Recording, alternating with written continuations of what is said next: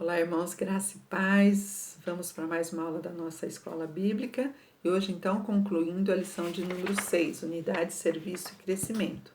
Então, essa lição ela está baseada em Efésios 4, de 1 a 16. Então, nós fizemos o item 1 e 2, né? E hoje nós vamos para o 3, que vai falar, então, sobre a unidade cristã enriquecida pela diversidade de dons. Pode parecer contradição, mas não é. Uma coisa que contribui para a unidade da igreja é a diversidade de dons. Não devemos imaginar que cada cristão seja uma réplica exata dos demais, como se tivéssemos sido produzidos em massa em alguma fábrica celestial. Então a gente estava falando de unidade. Então a unidade, para que tenhamos uma igreja sadia, né, é preciso haver unidade. E essa unidade não quer dizer, então, que tenhamos que ser iguais, parecidos um com o outro. Se a gente entender que a igreja é um corpo, cada membro tem a sua função, tá? Então, é por isso que nós vamos falar sobre esses dons, tá? Então, qual é a definição dos dons? Dons, no grego, é charisma, literalmente presente oferecido de boa vontade, tá? Que indicam coisas que produzem bem-estar. Então, os dons, eles são presentes oferecidos de boa vontade que têm como objetivo produzir bem-estar. O apóstolo Paulo chama de charisma um revestimento especial espiritual para a vida da comunidade a serviço do reino de Deus. Então, vamos entender. Os dons, ele tem o objetivo, né, de produzir bem-estar, né? Ele indica, né? Ele fala aqui que ele é um presente oferecido de boa vontade que produz bem-estar, tá? Então, os dons, eles são dados para edificar a igreja. Eles não são dados para que haja divisão, para que haja o dom de um não pode ser mal visto por outro irmão, tal. Então, a edificação, a unidade da igreja, ela precisa desses dons para que seja edificada a igreja, para que haja maturidade, para que haja crescimento, tá certo?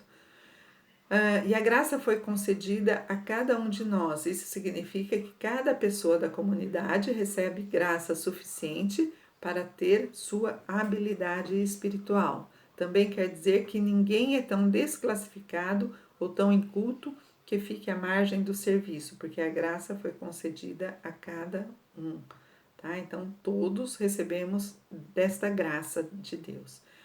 Então, o doador de dons. Paulo enfatiza que o doador é Cristo, ou seja, no momento que Cristo foi, né, subiu aos céus, ele derramou, ele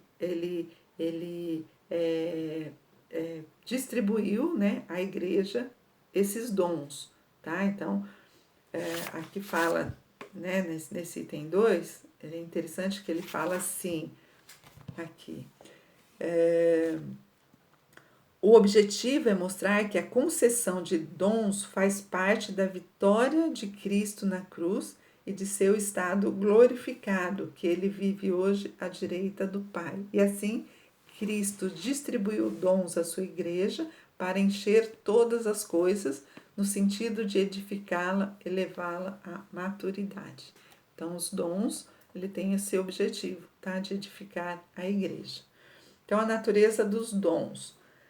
Esses 5 dons mencionados ficaram conhecidos como dons ministeriais ou dons de liderança. A ideia é muito clara: Cristo deu dons a todos, mas a alguns fez líderes. Então, os dons, a graça é dada a todos, porém, a alguns foi atribuído, né, dons específicos de liderança.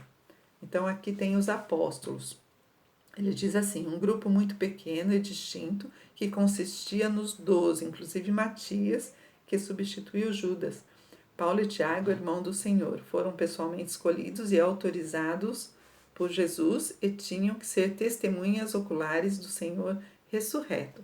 Então, aqui, observar que escolhidos e autorizados por Jesus. Então, os 12 apóstolos que estiveram com o Senhor, eles foram, né, escolhidos por Deus, inclusive ele está falando aqui Matias, que substituiu Judas, né?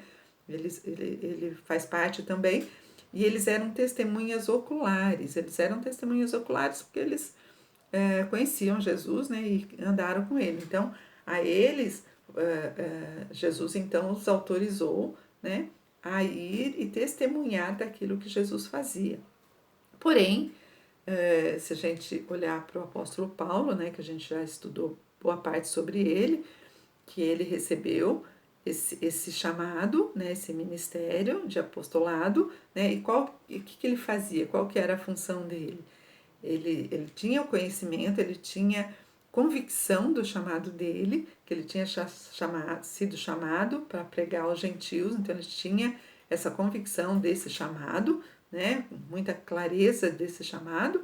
Então o que ele fazia? Ele ia aos gentios, pregava a palavra, né, reunia um povo, preparava líderes e deixava lá, né, formava aquela igreja lá. E assim ele fazia em vários lugares. Então, o apóstolo hoje nós podemos ver que seria essa pessoa, né, que vai até uma comunidade ou vai até uma cidade, enfim, que prega a palavra, que prepara tudo, prepara uma comunidade lá, prepara os líderes e pronto, e deixa lá, e assim vai. Então, o apóstolo é isso que nós podemos pensar hoje, né? Profeta, então, ele é aquele que é a boca do Senhor, no qual é revelada a palavra e a palavra é dada à igreja, né? Então, o profeta, por isso que a gente fala, né? A importância do profeta e da maturidade que a gente precisa ter para para olhar para um profeta e ver realmente que ele é a boca de Deus, que aquilo que ele está falando, de fato, é uma revelação do Senhor, né? Então, a maturidade cristã, ela é importante para isso, para que a gente entenda essas funções, esses dons específicos, né? O evangelista. Então, o evangelista, esse termo ocorre apenas 3 vezes no Novo Testamento e refere-se ao dom da pregação evangelística ou de fazer o evangelho especialmente claro aos descrentes ou do testemunho pessoal eficiente. Então, o evangelista é aquele que tem esse chamado específico. Então, eu vejo o evangelista como aquele que vai até em praça e fica pregando a palavra. Ele tem um chamado específico para pregar, né? Para falar em qualquer lugar, em qualquer canto, qualquer fila de banco, qualquer. Então, o evangelista é esse, que é aquele que testemunha, aquele que né? Porque às vezes, por mais que nós todos somos chamados para levar a palavra, mas muitas vezes nós temos, não temos essa habilidade, eu digo, né? Muitos de nós para ficar falando o tempo todo, para, né? Às vezes a gente fica meio tímido, às vezes a gente não tem, não digo coragem, mas a gente não vê a oportunidade. Mas evangelista não, para ele tudo é oportunidade para falar e falar né, do amor de Deus, enfim, pregar a palavra. Então, é assim que eu vejo o evangelista, né, e é assim que eu entendo. Pastores. Bom, pastor é chamado para guiar e proteger e alimentar rebanho de Cristo. Então, o pastor, o chamado de pastor é aquele que cuida, é aquele que direciona, né, o seu rebanho. O conceito neotestamentário, né, do Novo Testamento de pastor não é o de uma pessoa que conserva a totalidade do ministério nas suas próprias mãos, tendo ciúme dele, o que esmaga toda a iniciativa dos leigos, mas sim de uma pessoa que ajuda e encoraja todo o povo de Deus a descobrir, desenvolver e exercer seus dons. Eu fiquei pensando sobre isso, né?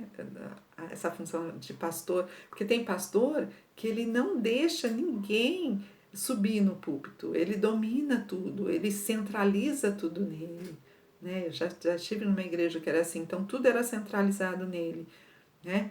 E na verdade o que a gente vê aqui é que não é para ser assim, né? O pastor ele tem esse chamado, ele tem essa responsabilidade, né, de cuidar desse rebanho, mas é o que fala aqui, né, ele não é, né, de uma pessoa que conserva a totalidade dos ministérios, ou seja, nem tudo tem que estar centralizado nele, mas ele tem que encorajar, né, todo o povo a descobrir, desenvolver e exercer seus dons.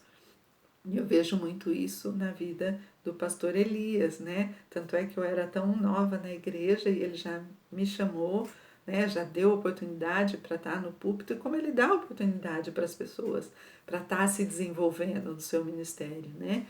Então isso é muito gostoso, é muito bom. Então a gente vê que o pastor Elias realmente é um pastor com chamado mesmo. Muito bom. E mestres que possuem o dom de ensino.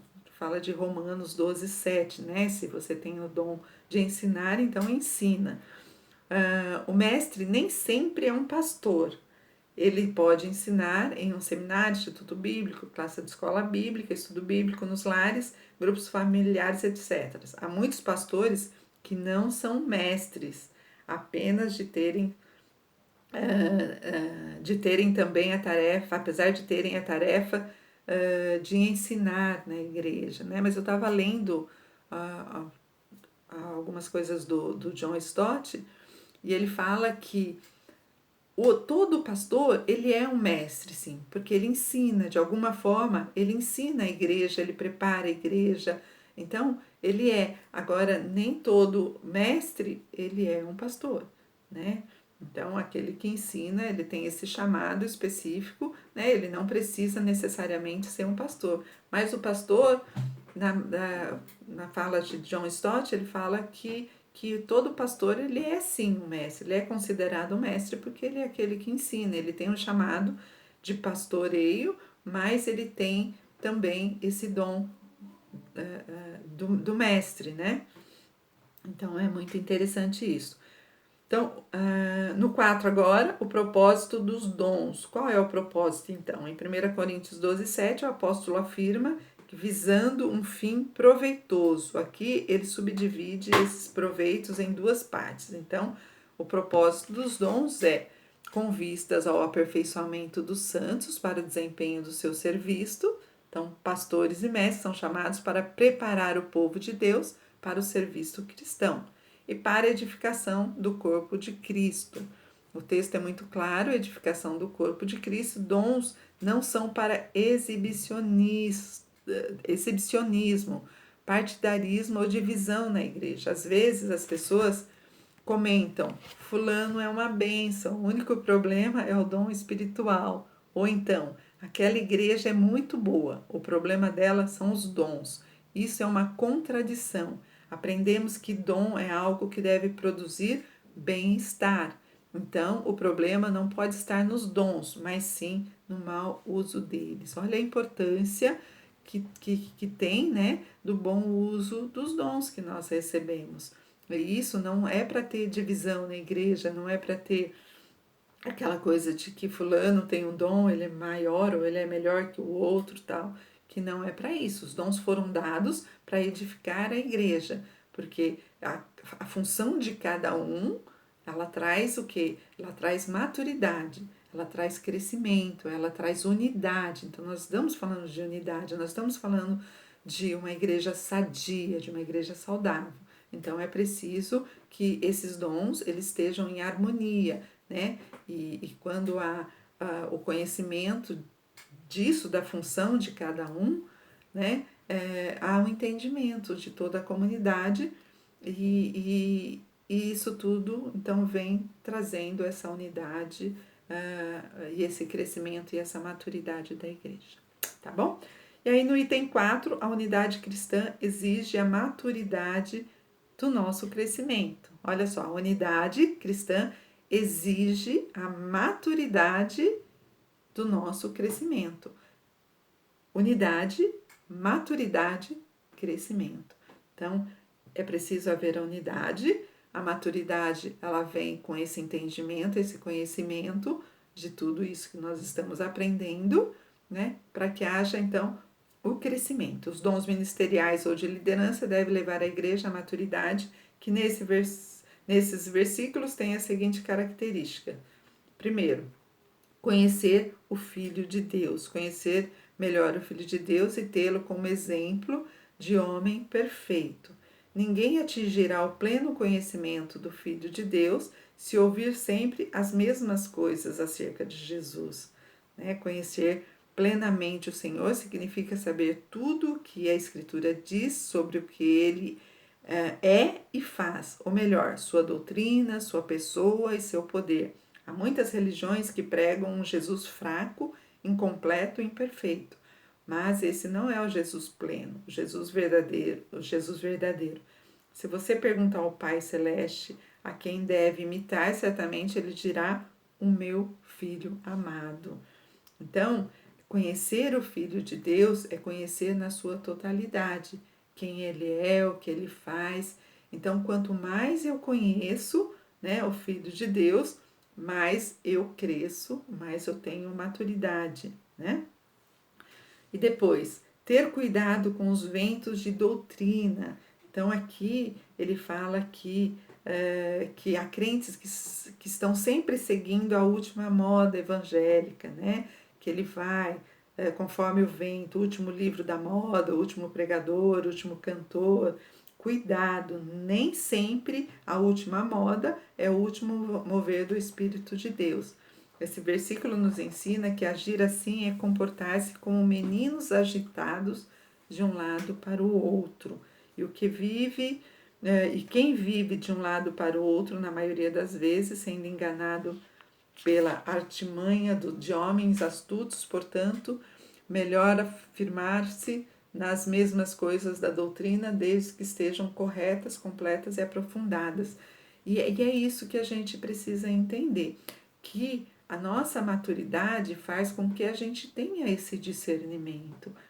Quando a gente vai seguindo muito, quantas pessoas elas saem de uma igreja, vai para outra porque lá tem um pregador melhor, fica muito seguindo cantores, seguindo a moda da igreja, Então isso eles chamam de meninos, De meninos que agitados de um lado para o outro, ele chama de ventos de doutrina, A pessoa não se firma, está sempre indo para lá e para cá, não é firmado, não é edificado, não tem maturidade cristã.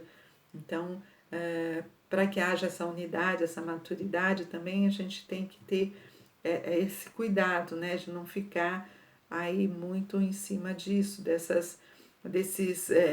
seguindo essa moda da igreja. E é muito triste isso, mas acontece mesmo. E dessa forma, quando a gente deixa se levar muito, a gente corre o risco de ser enganado. Se a gente não tiver essa maturidade, a gente naturalmente seremos enganados. Então precisamos ter cuidado, tá? Então aqui no item 3 ele fala seguir a verdade. Seguir a verdade em amor e cooperar uns com os outros. Seguir a verdade em amor. O significado literal é sendo verdadeiro em amor no sentido de viver e praticar a verdade. Mas há um detalhe muito importante, em amor. Muitos falam a verdade, mas não têm amor. Outros têm amor, mas em nome desse amor abrem mão da verdade. Como escreveu Stott, a verdade se torna ríspida se não for equilibrada pelo amor. O amor torna-se frouxidão se não for fortalecido pela verdade. A verdade em amor.